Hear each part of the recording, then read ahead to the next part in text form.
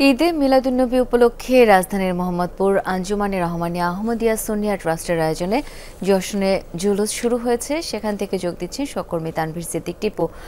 টিপু, আনন্দ rally কখন শুরু হলো, অংশগ্রহণকারীরা কি বলছেন জানাবেন।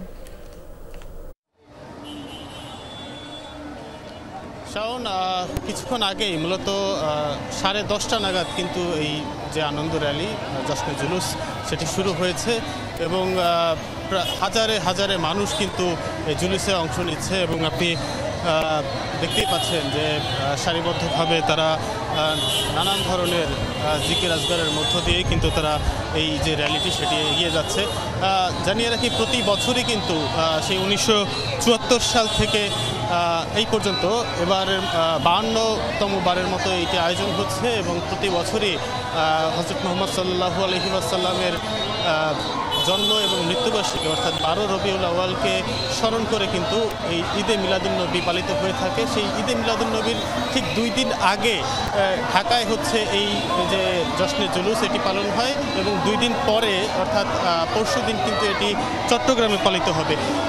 জানিয়ে রাখি যে এই যে র্যালিটি এখন শুরু হলো, এই র্যালিটি কিন্তু ঢাকা শহরের মোহাম্মদপুর থেকে শুরু হলো এবং ঢাকার বিভিন্ন প্রান্তে ঘুরে এটি ধানমন্ডি 27 নম্বর সাত মসজিদ রোড থেকে শুরু করে বিভিন্ন রাস্তা ঘুরে তারপরে আবারও কিন্তু এই মোহাম্মদপুরে এসেই কিন্তু এই র্যালিটি আবার শেষ হবে। আপনি দেখতেই পাচ্ছেন যে নারী, পুরুষ, শিশু, বৃদ্ধ থেকে শুরু করে সব শ্রেণী পেশার মানুষ কিন্তু এই যে ঈদে মিলাদুন্নবী উপলক্ষে যে জশ্নে জুলুস তাতে অংশ নিয়েছেন, প্রতি বছরই অংশ নিয়ে থাকেন এবং এখানকার যারা অংশগ্রহণকারী আছেন তারা কিন্তু বলছেন যে হযরত মুহাম্মদ সাল্লাল্লাহু আলাইহি ওয়াসাল্লামের যে জীবন, যে আদর্শ, সেই আদর্শকে মেনেই তারা তাদের জীবন ধারণ করতে চান এবং তাকে স্মরণ করেই, তার জীবনকে স্মরণ করেই তারা এই যে আনন্দ র্যালি, সেই আনন্দ র্যালিটি তারা উদযাপন করছেন।